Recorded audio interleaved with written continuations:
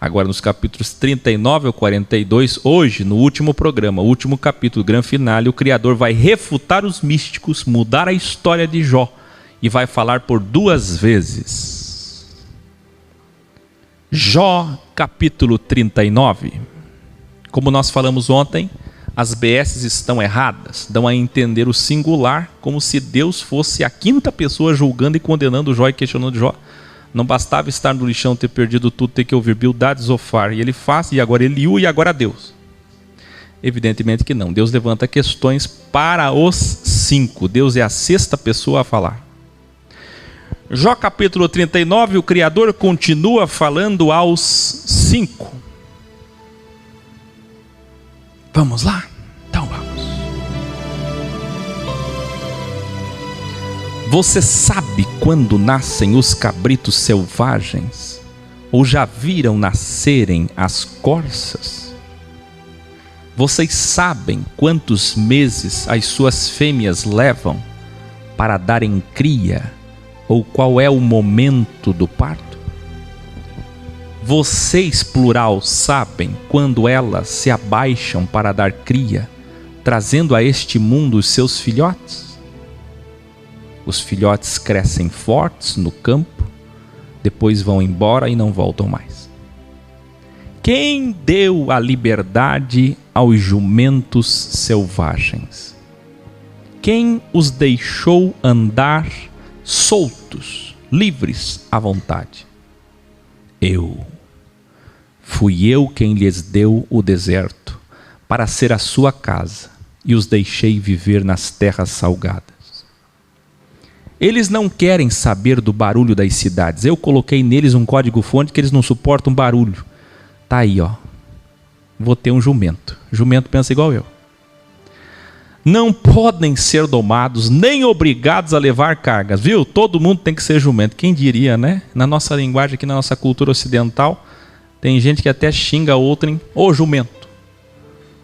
Quando na verdade o jumento é um animal forte, não dominado tão facilmente pelo homem, e livre, e não gosta de barulho. É sábio, sensível ainda, gosta de silêncio, e vive nos desertões da vida. Gente, viva o jumento. Eles pastam nas montanhas onde procuram qualquer erva verde para comer. Olha aí, são desmaterializados. Será que um touro selvagem vai querer trabalhar para vocês? Será que ele vai passar a noite no vosso curral? Será que vocês conseguem prender um touro selvagem com cordas ao arado a fim de arar a terra ou puxar o rastelo para vocês? Será que vocês podem confiar na grande força que ele tem, deixando por conta dele o trabalho pesado que há para fazer? Tem como dominar um touro selvagem? Vocês esperam que ele traga o trigo e o amontoe no terreiro? Vocês já perceberam como batem rápidas as asas da avestruz? Mas nenhuma avestruz voa como a cegonha. O Deus da dualidade, o Deus que põe qualidades e defeitos. A avestruz põe os seus ovos no chão para que a areia quente os faça chocar. Ela nem pensa que alguém vai pisá-los, areia, ou que algum animal selvagem pode esmagá-lo. Eu as fiz assim.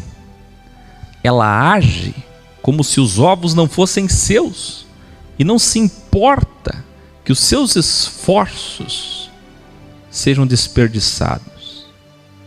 Já imaginou? Eu fiz ela assim. Eu fiz o código-fonte. Você entende a linguagem? Eu fiz o código-fonte, a matrix dos animais. Eu dei mais ou menos evolução, mais ou menos capacidade para cada um. Porém, quando a avestruz corre tão depressa que zomba de qualquer cavalo e cavaleiro. Por acaso foram vocês que fizeram os cavalos tão fortes? Ou foram vocês que enfeitaram o pescoço deles com a crina? Foram vocês que os fizeram pular como gafanhotos e assustar as pessoas com os seus rinchos? Impacientes, eles cavalcam o chão com as patas e correm para a batalha com todas as suas forças. Eles não têm medo, nada os assusta, e a espada não os faz recuar.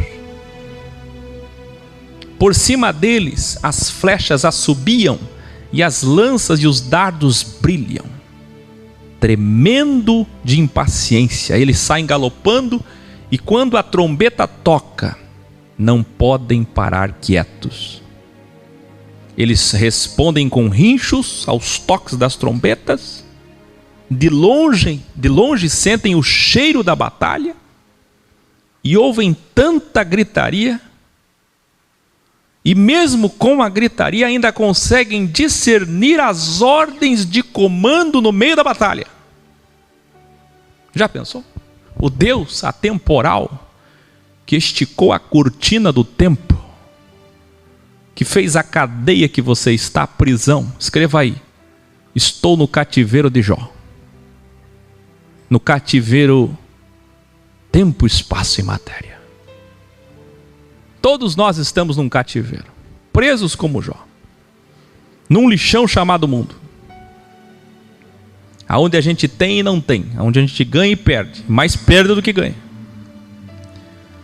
aonde a gente leva mais não do que sim, aonde as forças negativas funcionam e as positivas quase nem sempre, ou quase nunca.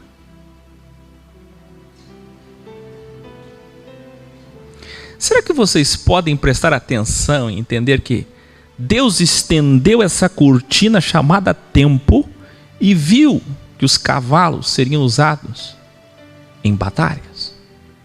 Mas não é uma batalha. Milhares de batalhas em 7.000 anos. Inclusive na última, no Armagedon. A primeira batalha começou com um cavalo e a última da terra vai terminar com um cavalo. E Deus viu isso. E Deus deu capacidade para o cavalo, no meio da gritaria, tem ideia, espadas, e ele consegue escutar o cavaleiro dizer para ele: avança, para.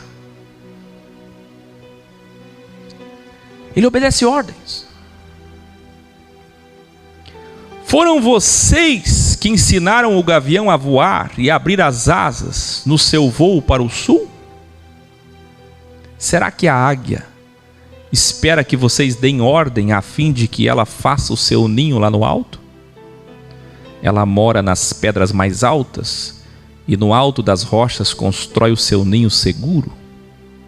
Dali enxerga o animal que ela vai atacar, os seus olhos o avistam de longe. Onde há um animal morto, aí se ajuntam as águias e os filhotes chupam o sangue. Vocês devem lembrar desse texto, que com base num provérbio já existente de Salomão, ou Salomão copiou de algum faraó do Egito, de outro povo, dos fenícios talvez, veio parar na boca de Jesus, que é o que vocês conhecem na BS, lá em Mateus 24. Mas quem tem Bíblia original sabe que não é bem assim. Vai ler lá para saber. Abutres, corvos, águias. Jó capítulo 40, Iluminare. O Criador Supremo Absoluto encerra sua primeira fala dizendo aos 5.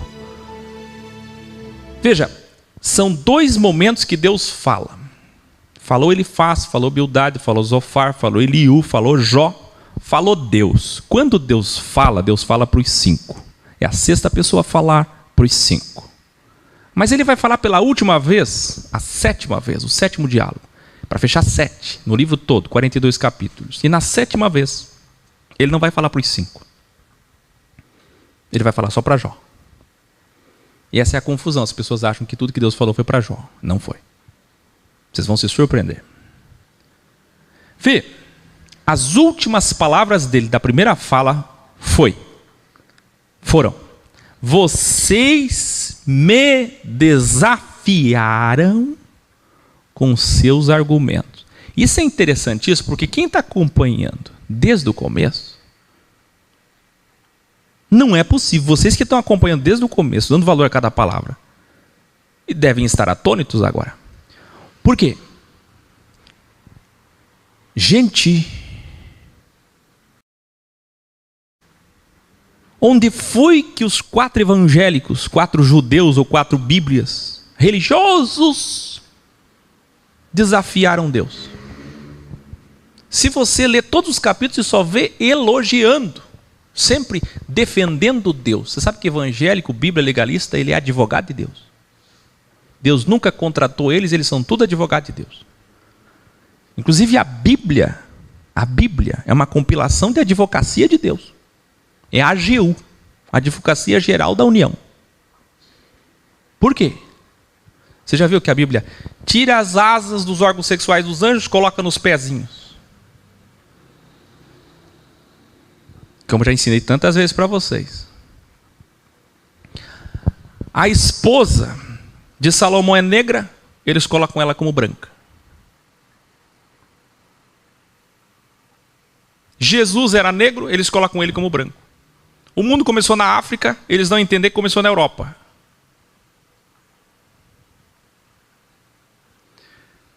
Tudo é o contrário. Por quê?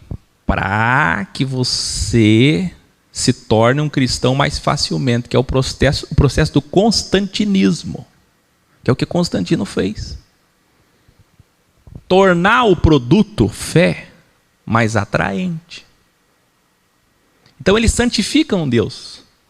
É como se eles sentassem em reuniões com Deus e dissessem assim: ó, nós vamos apresentar você lá na terra, mas assim não vai ficar bom.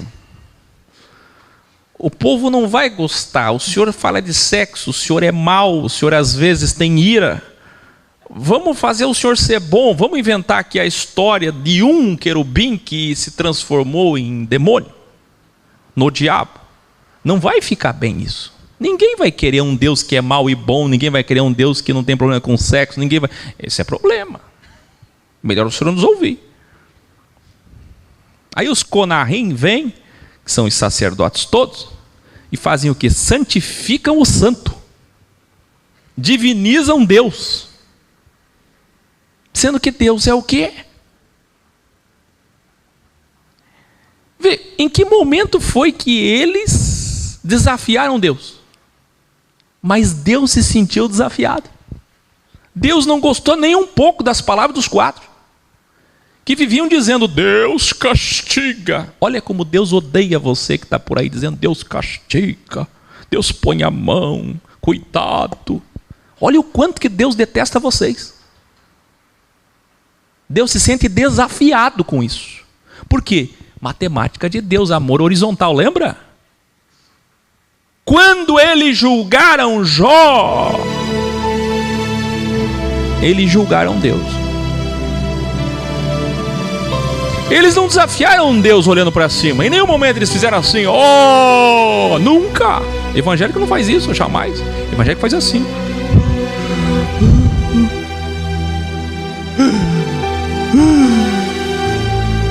Mas na horizontal, o que é que evangélico faz? O seu dedo apontado, vire para o seu lado, aqui, ó.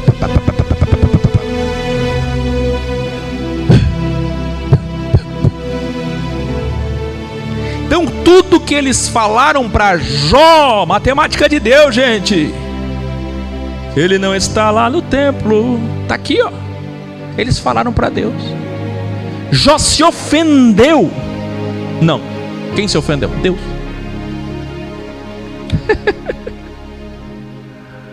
Quando eles bateram em Jó, eles estavam batendo em Deus. Esse é o problema que o evangélico não entende. E aí Deus diz assim: e Jó quer de mim uma resposta. Então Jó responde ao Criador. Olha o que é que Jó vai dizer para Deus. Vê como tudo é poético, gente. Ninguém aqui está imaginando Deus se manifestando numa tempestade, falando com todos esses 6 homens, 5 homens. E esse discurso de fala, tomar um café. Não, é metáfora. Mas é a metáfora metáfora da vida, inspirada pela sabedoria maior, suprema que Deus deu a Salomão. Essa é a filosofia Jó, que é a mesma coisa que dizer filosofia Ex. Então responde ao Criador Jó: ó Criador, eu não valho nada. Tá vendo? Quem lembra dos posicionamentos que agradam a Deus? Posicionamento samaritano, publicano. Esse é o espírito que agrada a Deus. Que não posso dizer nada, prefiro ficar calado. Eu não valho nada, o que eu posso responder a ti? E 3, prefiro ficar calado. 4, já falei mais do que devia, e agora não tenho nada para dizer. É isso que Deus espera de alguém. Iluminare. Então o Criador fala pela segunda e última vez, agora a Jó e aos outros, os 4, porém, diretamente a Jó. Então, do meio da tempestade, de novo o Criador respondeu a Jó assim: esses 4 aí, quem são os 4? Elifaz, Bildad, Zofar, Eliú. Disseram que eu castigo os maus. Jó disse que eu persigo ele, que eu o crivo, não só os maus, os bons e os maus. Essa é a diferença da teologia de Jó para os outros. Então vamos ver, qual é a teologia de Jó? Escreva aí, teologia de Jó, 2 pontos. Deus manda o mal para o bom e para o mal. Teologia de Eliú, Elifaz, Bildad e Zofar, 2 pontos. Deus manda o mal só para o mal. Gente, se isso não é teologia evangélica, cristã, judaica, eu não sei mais o que dizer. Não é isso que vocês aprenderam quando vocês eram evangélicos? Quando vocês eram católicos? Não é isso? O diabo não toca em quem é da igreja. O mal não chega para quem é do bem. Se chegar, é porque está pecando. É porque não está sobre a proteção divina. Mal não toca em quem é do bem. Se tocar, tem alguma coisa errada. Isso é lá, gente. É o espírito da teologia eliudiana, zofariana, elifaziana, bildadiana. Está aí.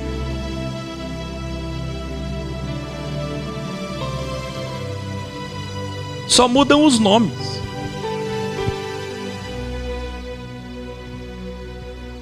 A teologia de Jó é que Deus não poupa ninguém.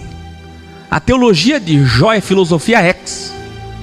Deus não privilegia ninguém. Ah, mas eu sou bom, não tem essa história. Então eu, o Criador, sou o culpado? Pergunta Deus. Pelo menos Jó reconhece sua fragilidade quando diz: eu não valho nada. E vocês 4?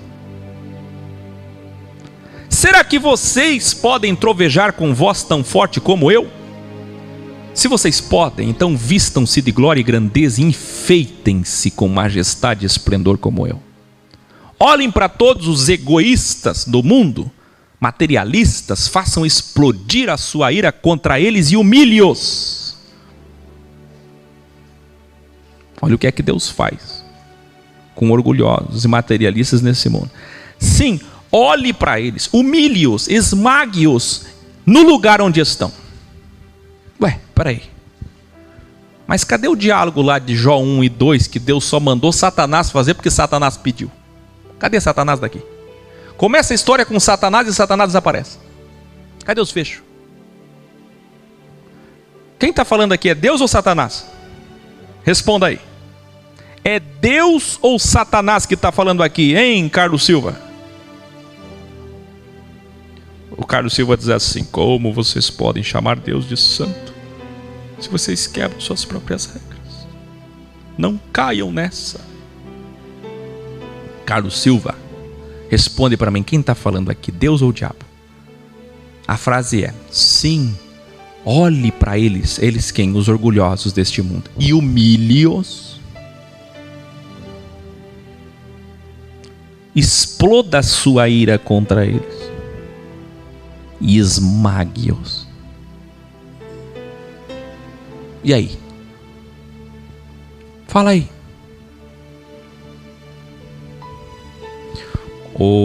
A igreja Filadélfia que entrou ali, me chamando de falso profeta, dizendo: não deem ouvido a essas palavras. Responde, igreja Filadélfia. Responde. Sepulte-os todos na terra. Peraí, Deus vai matar? Amarre-os na prisão dos mortos, Hades, Seol. Eu interfiro como o mal, sim. Quem lembra do vídeo 1, 2, 3? 7 interferências de Deus, candelabro. Os egoístas sofrem o mal de Deus, sabe como? Sabe através do quê? Satanás. Pois onde há ego, ali está a minha sexta. Você está entendendo? Em outras palavras é isso. Se você tem o poder de interferir contra os maus, se vocês, legalistas, e condenar os que na vida material não pagaram por seus erros, porque ele está falando ali depois da morte, no mundo dos mortos, para que paguem depois da morte, isto é, a relogramação, eu, o Criador, os louvarei e os reconhecerei. Eu me torno criatura agora e vocês criadores. Eu vou louvar vocês, eu vou adorar vocês se vocês conseguirem fazer isso. Está vendo como a linguagem de Deus é irônica? Eu estou falando, tem muita gente que não vai gostar de Deus. Eu já estou preparado. Eu já conheço ele aqui, ó. A gente dá valor a cada palavra, a gente conhece ele. Capítulo a capítulo, versículo a versículo. A gente vai conhecendo quem ele é, como ele é. Não tem para onde ir, ele é o Criador. E quer saber? Ele é justo.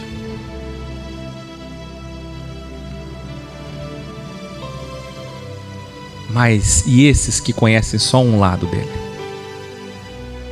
Que frustração. Olhe para o monstro Bemote, que eu criei, como também criei vocês. Revelai. Enquanto vimos que o Leviatã, quem lembra, era uma figura mitológica hebraica e árabe principalmente, agora vemos que Bemote era de fato um animal literal que existiu, por isso que está na capa aí um dinossauro, e não um animal mitológico que representa o mal do mundo. Agora só sábio vai entender essa frase. Apesar que o Leviatã é revelação do físico para o metafísico, como veremos no próximo capítulo. Revelare. Quem lembra de Ivrim aos Hebreus com o professor Paulo na Bíblia original Codex, na box? Quem lembra? Aonde Paulo diz nos capítulos 9, 10 que o metafísico inspirou o físico. E agora vemos que o físico revela o metafísico, pois foi inspirado no metafísico. Ah, que eu não entendi nada. Vamos devagar. Temos um hexagrama aqui. Maravilhoso, aliás. Da existência dual hologramada. Vê na tua tela. Tira print. Analise isso aqui para sempre. Olha lá. O metafísico que existe, segundo Paulo, foi plagiado, copiado. Tudo que existe aqui na Terra é imagem e semelhança do que existe lá em cima. Tem gente que acha que o homem é a imagem e semelhança de Deus. Não. Tudo é. Todo modo superando, toda a criação terrena é imitação da criação celestial. Tudo, não é o homem. Por exemplo, esse templo que você vai aí na esquina que você diz que é templo, isso não é templo, isso é sinagoga. Mas eles fizeram meio templo, meio sinagoga. Porque o templo original foi destruído em 70 depois de Cristo. Aquele templo, ou de Salomão, ou de Herodes, aqueles templos tinham o formato idêntico, aperfeiçoado, evoluído do tabernáculo. E o tabernáculo tem o formato da árvore da vida, da Cabala. E a árvore da vida tem o formato do teu cérebro. E o teu cérebro tem o formato das sefirotes, emanações de Deus.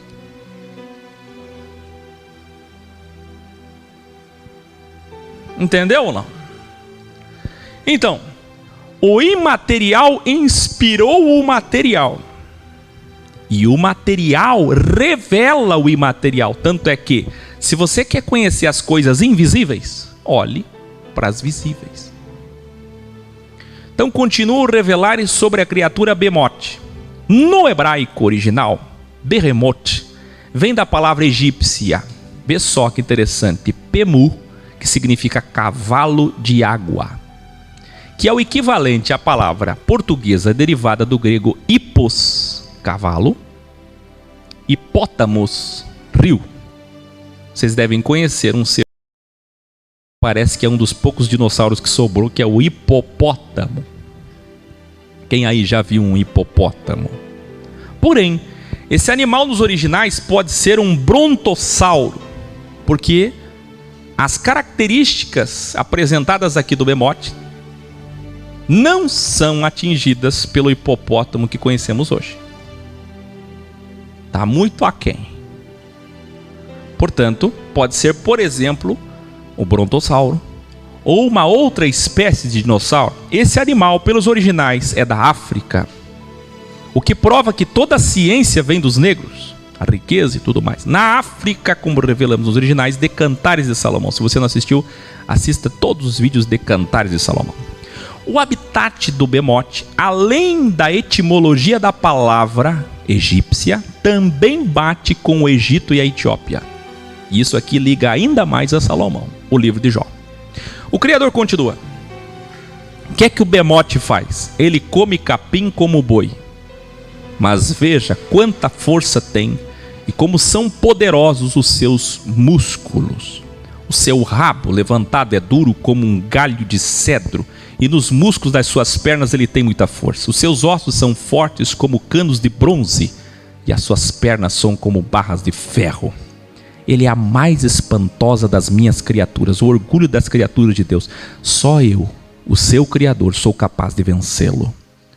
O capim que o alimenta cresce nas montanhas, onde as feras se divertem. Ele se deita debaixo dos espinheiros e se esconde no pântano entre os juncos. Ele também se esconde. Os espinheiros lhe dão sombra, os salgueiros do ribeirão o rodeiam. Se há uma enchente, ele não se assusta e fica tranquilo, mesmo que a água do rio Jordão suba até o seu focinho. Quem é capaz de cegá-lo e agarrá-lo, ou de prender o seu focinho numa armadilha? Quem é capaz? Quem pode prender o Behemoth? Vê. Educare. Aqui citou o rio Jordão. Acontece que o rio Jordão, ele passa pela Jordânia, Israel, Palestina e também Líbano, norte de Israel. Ora, região central, antiga Fenícia, do mundo onde Salomão comandava o mundo, prefigurando o milênio e o reino. Portanto, mais provas de que tenha sido Salomão. Jó capítulo 41, o Criador continua. E quanto a esse grande crocodilo, réptil, dinossauro, no original pode ser crocodilo, réptil, dinossauro, monstro marinho, será que vocês podem pescá-lo com um anzol? Ou amarrar a sua língua com uma corda? Revelare. Aqui agora não é mais o Behemoth, é o Leviatã. Nós vimos que Leviatã é da mitologia hebraica e árabe, certo? Que representa o mal na mitologia. Porém, como eu falei do físico e metafísico, é uma revelação, inspiração da existência de outro dinossauro, um crocodilo imenso, como vemos aqui agora. Antes que o Criador continue, escute. Vê. É um hexagrama. Físico aponta metafísico, metafísico inspira físico. Toda mitologia, vocês sabem. Quem conhece um pouquinho de mitologia grega, egípcia, misticismo, os deuses, vem da onde? Vem daquilo que já existe. Quem aí pode me citar algum exemplo? Por exemplo, Fênix é baseado num ser que já existe. Qual?